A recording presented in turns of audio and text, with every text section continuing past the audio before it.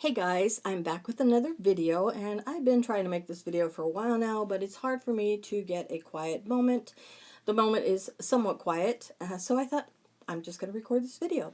Now if you hear some background noises, I apologize, but I just wanted to share some of my thoughts and opinions on this whole JW situation with Leticia, so that's what I'm doing in this video. Now I have seen people ask, others, not so much myself, but they ask you, what do you care what's going on in Leticia's life? Why do you make videos about her? Why do you talk about her? Who cares? Why? She even says that too. Why do you guys care? Well, let me see. First of all, it's Leticia who puts her life out there for everybody to see on a public platform, and I happen to be one of the people who are watching, and I like to share my thoughts and opinions, especially with others who seem to share the same kind of thoughts and opinions and have the same reactions to what we're seeing. So I like to make videos to share that with them. Now I know sometimes I make funny videos, and I've said this before with another drama queen. I have to find the humor in it because it is absolutely so absurd to me that sometimes I just have to take a break and find the humor in it and make funny videos. And then sometimes I make more serious videos where I'm sharing my thoughts and opinions. So that's why I do these videos. You know, the majority of the things that Leticia chooses to disclose absolutely floors me. And I'm usually screaming at my screen like, oh my God, what is wrong with you? Why are you sharing that? Why?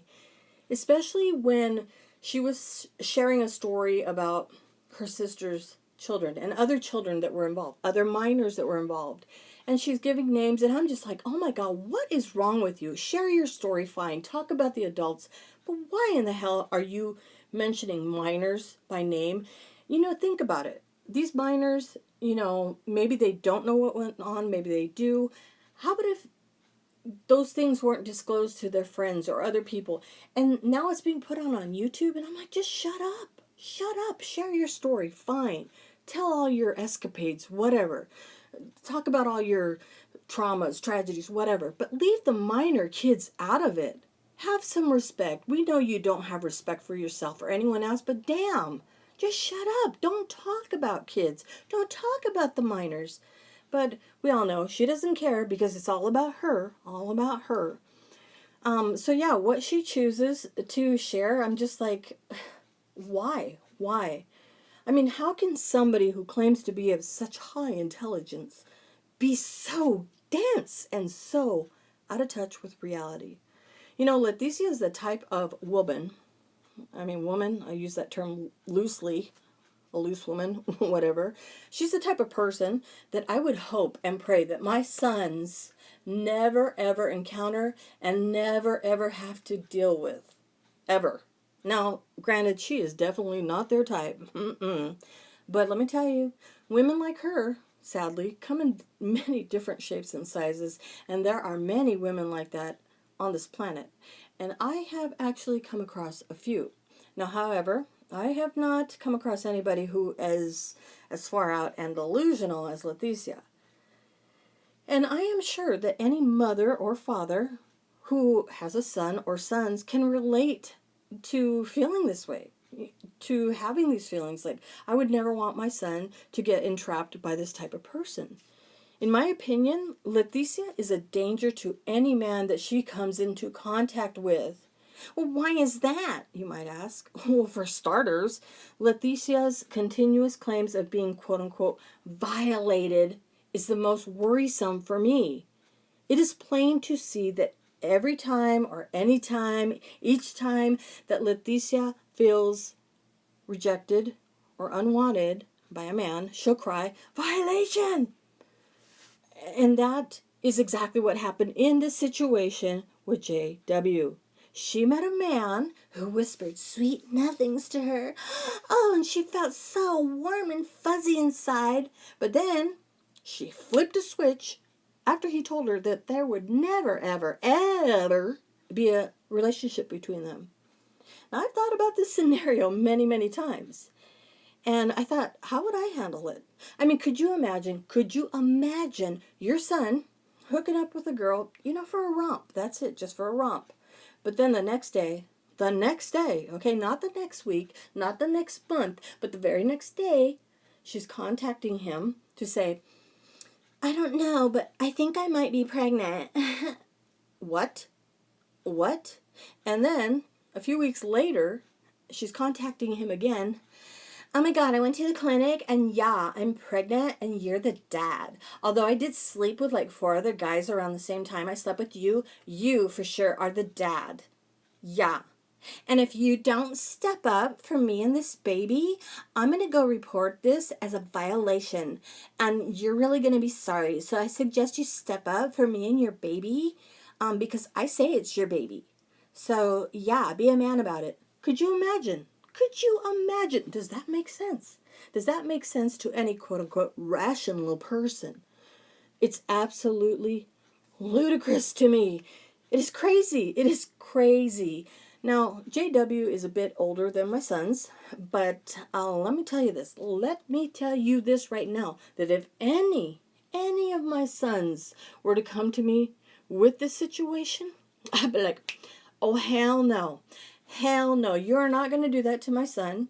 Because can't they do DNA, when the baby's still in the belly? I'd be like, how much that cost? Okay, mama's going to pay for that because we're going to put an end to this right now.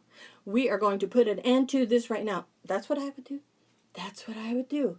Now, I can't sit here and say that, Leticia's feelings of being violated that first night are not valid because, think about it. If it went down the way she said, you're laying there all comfy, cozy with some stranger, that right there, red flag number 1, but, you cuddled up, spooned up to the stranger, and ta-da! Woo, what's that? Whoa, what? What?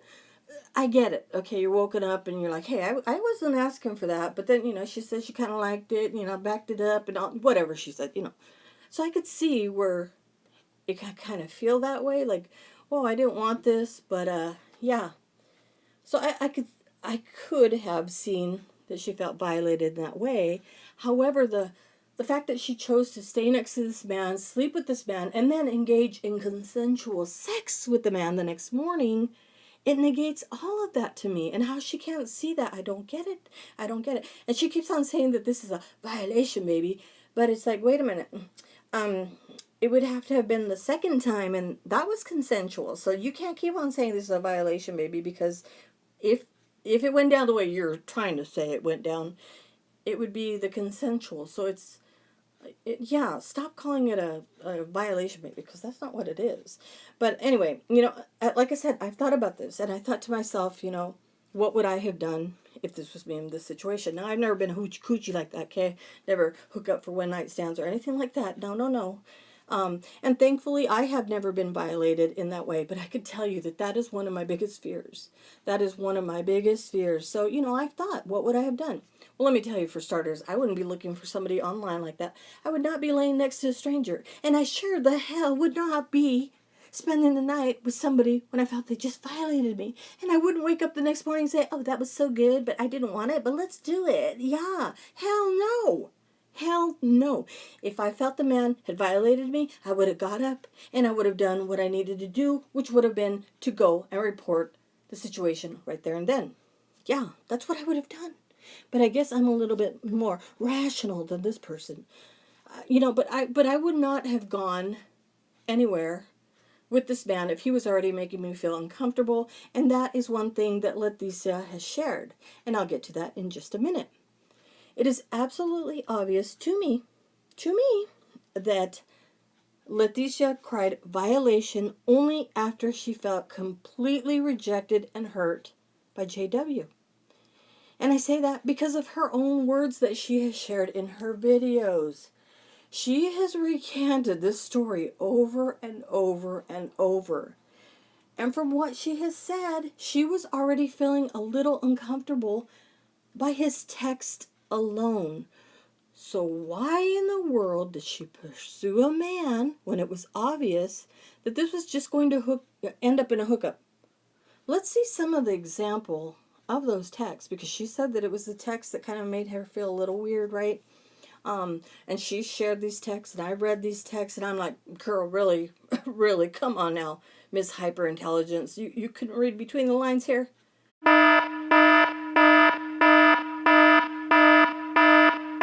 Now, I don't know about you, but it is clear as day that JW was looking to get it on.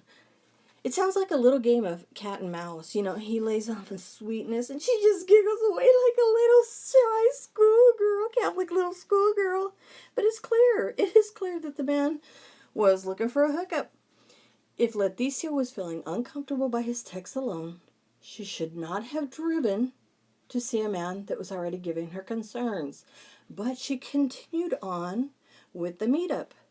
And then again, she was in a situation that made her feel very uncomfortable. And that was a slap on her bottom. You know, she talks about it all the time.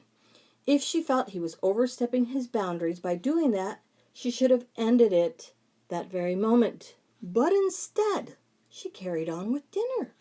And even while they were eating dinner, she said that she was caught off guard because he made her feel really uncomfortable, like he was trying to rush things to get back to the Airbnb. Now, with the two situations that she shared, the two experiences of being, quote unquote, violated, she said that one thing she was afraid of is that by her leaving, it would anger the men. Yet, and I'm just going to talk about the JW part. When she met with JW, they met in a public place, a supermarket, I believe. And when he smacked her on the butt, right there and then, she could have been like, oh, heck no. No, you don't do that. You violated me because, you know, you touch her and you're violating her. You sneeze on her, you violated her. No, you made me feel uncomfortable. No, thank you. I'm done. This date is over. And walked out. I mean, if they're in a supermarket, it's a public place. And I'm sure as hell that JW was not going to say, no, you're coming with me. Picked her up and, you know, dragged her off kicking and screaming. I mean, it would have just been done and over with, right?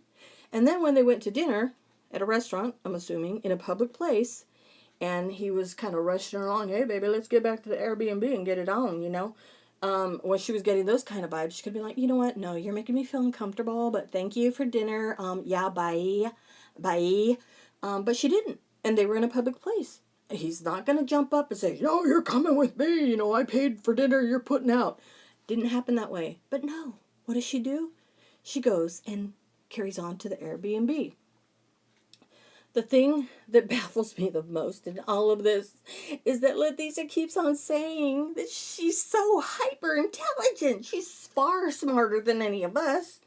Yet she was unable to see all the signs that he was throwing out there. All the signs that, you know, he was just looking to get it in. That's it.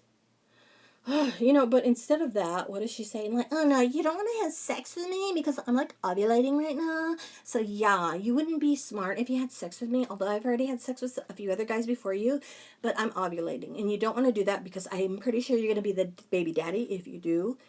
So yeah. I mean, it's stupid. It is absolutely stupid.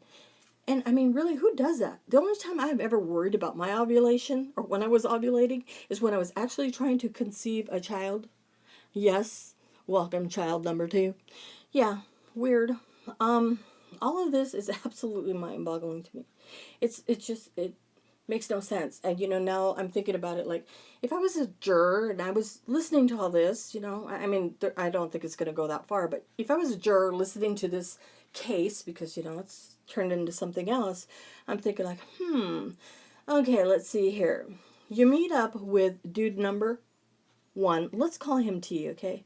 You spend the night with him. Doesn't turn out to be somebody, you know, you're really interested in. He's kind of good looking, but nah, not your type. Boom, violation. And then 2 days later, you go on to meet JW.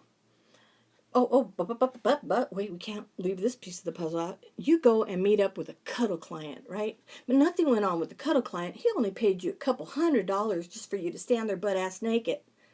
Because, you know, yeah, that makes sense. Who's going to pay $200 to see Leticia just stand there, you know, butt ass naked? Yeah, come on, was there a little wiggle jiggle around? Whatever. I don't believe it. I don't buy it, but that's just me. And then, let's see, so you hook up with JW, right? And you like him. He makes you warm and fuzzy. And you think, yeah, maybe this guy, you know, yeah, maybe this guy will work for me. And things didn't go as planned. So, as a juror, I'm thinking like, okay, wait. So you feel like you're violated with guy number one, T, but then you go on to a cuddle session where you get butt ass naked, take off all your clothes, just stand there in front of the man, right? Man, woman, I don't know. And then, that doesn't feel degrading to you, standing there butt ass naked. But then you carry on with JW, and then that happens. And, yeah, something's not making sense here. Something is not making sense here at all. Now, please know that I do not take anyone being violated lightly at all. I mean, I would absolutely empathize with anybody in that situation. Like I said, that is one of my biggest fears. It is something that I really fear, and God, so I could empathize with anyone with that. But by Leticia claiming violation over and over and over and over and over in situations where it's clear there was no violation, she is desensitizing that. And it is so wrong, and it is so unfair to those who have actually lived through actual violations. But I mean, actually, do any of my opinions matter? Of course not. I don't have a dog in the fight, as they say. Who knows? Maybe JW is some creepy guy who likes to get it on with whomever. All I can say is that if my sons were in this predicament, regardless of their age, I would be doing all that I could to get to the bottom of it, and I would be pulling up every fact that I can to get to the bottom of this. With one exception. If my son was married or dating and was stepping out doing this kind of kinky shit, I'd be like, boy, you stepped into it, now you're going to get yourself out of it. Now, as for little Miss Leticia, she's got some major growing up to do. And it pisses me off that she proclaims to be of such high intelligence, but plays hella stupid when she is in these compromising situations. I get irritated when she says, I'm just so confused. I don't get it. How am I pregnant? How am I pregnant right now? Girl, stop playing. In my opinion, what she did was she created an imaginary fairy tale by thinking that she could entrap a man by becoming pregnant. No doubt about it whatsoever for me. There's absolutely no question in my mind that Leticia set out to get pregnant and was absolutely 100% hoping it would end up being in this long-lasting relationship and family that she has been longing for. But sadly, the harsh reality is now she's living her own karma for believing that she can manipulate a situation into being something that she has hoped for. Yeah. Anyhow, that's going to be all I have to say about that. Those are some of my thoughts and opinions that I have just been wanting to get out. We'll see where it goes from here. There's a lot of catching up to do. There's some things I would like to say about the whole Dr. Caro situation, the family argument, her threats of suicide, but those will come in later videos. On the weekend, I don't have time to sit down and make videos, but they'll come maybe next week. I'll work on them. I don't know. But yeah, that's all I have to say about that. A lot of things I don't buy, but does it matter? No, because it'll all play out, I guess, in a court of law, right? So we're watching, we're waiting, and we're anticipating the outcome of all of this. And I can't wait for the DNA test. So we'll see who's the baby daddy. In my opinion, I don't think it's JW, but who knows. Anyhow, that's going to be it for me, and that's going to be it for this video. Remember, each and every one of you are awesome. Now go out there and make it a stellar day.